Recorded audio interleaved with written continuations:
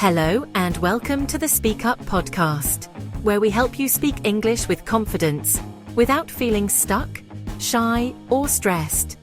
I'm Sophie Williams, and today's episode is for anyone who thinks in their own language first, then tries to translate, and only then speaks. If you've ever started a sentence in your head and thought, wait, what's the English word for this? And by the time you find it, the conversation has already moved on. You're not alone. Today we're talking about how to stop translating in your head and how to start responding naturally in English. I'm joined by James Harper, a British communication coach who helps learners build real fluency without overthinking. James, welcome. Thanks, Sophie. Hello, everyone. This topic is huge, and the good news is, translating in your head is normal at first, but there are clear steps to move beyond it. Perfect. Grab a tea, put your headphones on, and let's get into it. James, let's start with the why. Why do people translate in their heads? Because your brain wants safety. Your first language is your strongest system, so your brain says, let's use the strongest system first, then convert it into English. It's like using a calculator because you don't fully trust your mental maths yet. So it's not a bad habit at the beginning? Not at all. It's a stage. The issue is when translation becomes your main speaking method because it creates delay. That delay is painful. Yes. Most learners experience 3 delays: idea delay, deciding what you want to say; translation delay, converting it into English; accuracy delay, trying to make it perfect; grammar, tense, pronunciation, everything. And all 3 delays together create anxiety. And then the mind goes blank. Exactly. Or you speak very slowly and lose confidence. So the goal is, speak before the translation machine starts working.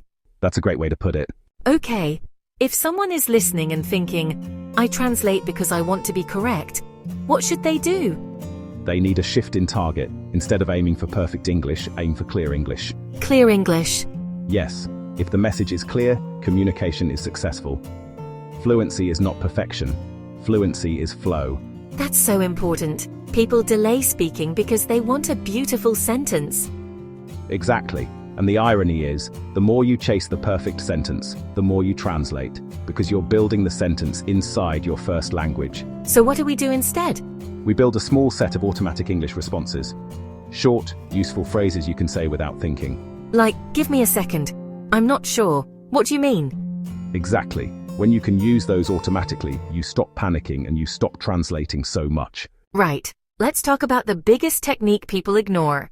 Chunks. Yes, chunks are everything. Most learners learn single words and then try to build a sentence word by word.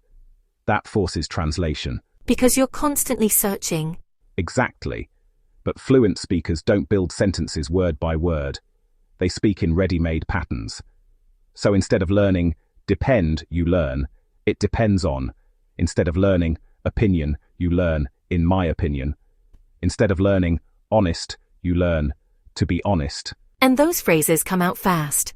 Yes, no translation needed. You're not building, you're choosing a pattern. Okay, so if I'm learning English, I should collect phrases like tools. Exactly, a toolbox. Give us 5 must-have toolbox phrases for stopping translation. Sure, let me think. How can I say this? What I mean is, it's like, can you say that again? Those are brilliant. Because even if you're stuck, you're still speaking. And that keeps the flow going. Another big tip I hear is, think in images. Does it really help? Massively. Your first language is made of words. Translation is word-based. But your brain can think in pictures faster than it can translate words. So if I picture the situation, I can speak from it. Yes. Here's the method. Picture first, English second. For example, imagine you're at a bus stop, it's raining, you're annoyed. You don't need to translate. You can say, honestly, this weather is awful. I'm soaked. That's very British. Exactly. Complaining about weather is a fluent speaker's secret weapon. So listeners can practice by describing what they see. Yes. A simple daily habit.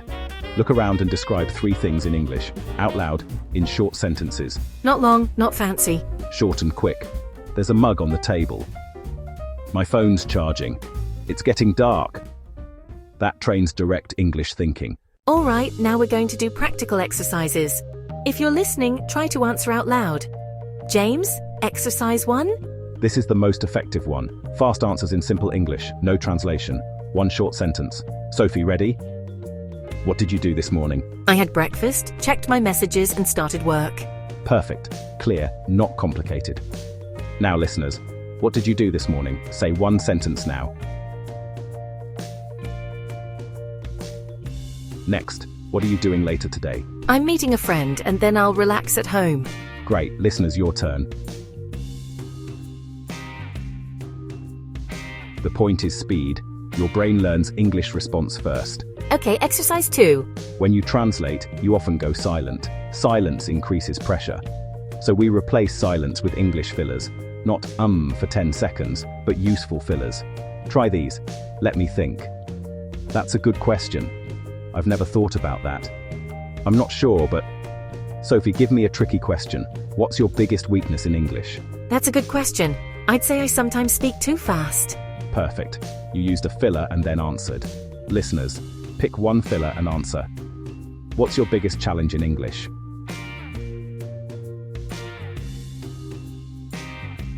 Exercise 3, chunk challenge. Yes, I'll say a topic and you start with a chunk.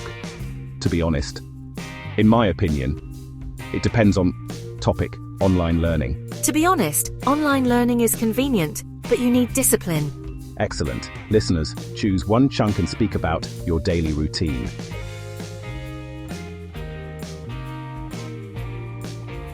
This exercise removes translation because you begin with a ready-made pattern. Let's handle common issues quickly. Problem 1. My mind goes blank. Solution. Use a rescue phrase, give me a second, or let me think. Your brain relaxes and you continue. Problem 2. I translate because I don't have vocabulary. Solution. Don't chase big vocabulary. Chase useful vocabulary in chunks. Learn words in context, not alone. Problem 3. I'm scared of mistakes. Solution. Set a rule. Make communication your goal, not grammar. Also remember, native speakers make mistakes too. They just keep going. That's the difference. They don't stop. Exactly. Fluency is confidence plus repetition. Alright, James, give us a simple 1-week plan. Something listeners can actually follow. Sure. Day 1, learn 10 chunks, not single words. Day 2, practice fast answers for 5 minutes. Day 3, describe your surroundings in 10 short sentences. Day 4, use 5 fillers in a real conversation. Day 5, record a 60-second voice note with no script. Day 6, repeat the voice note, but a bit faster. Day 7, have a 10-minute chat focusing on flow, not accuracy. That is brilliant and realistic. That's it for today's SpeakUp Podcast episode, How to Stop Translating in Your Head. If you found this helpful, leave a comment with the chunk you'll use today. To be honest, in my opinion, or it depends on. Share this episode with a friend who's learning English, and don't forget to subscribe so you never miss a new episode. James, thank you so much for joining. Thanks, Sophie. And remember everyone, speak first, correct later, keep it moving. Love that. See you next time on the SpeakUp Podcast. Bye.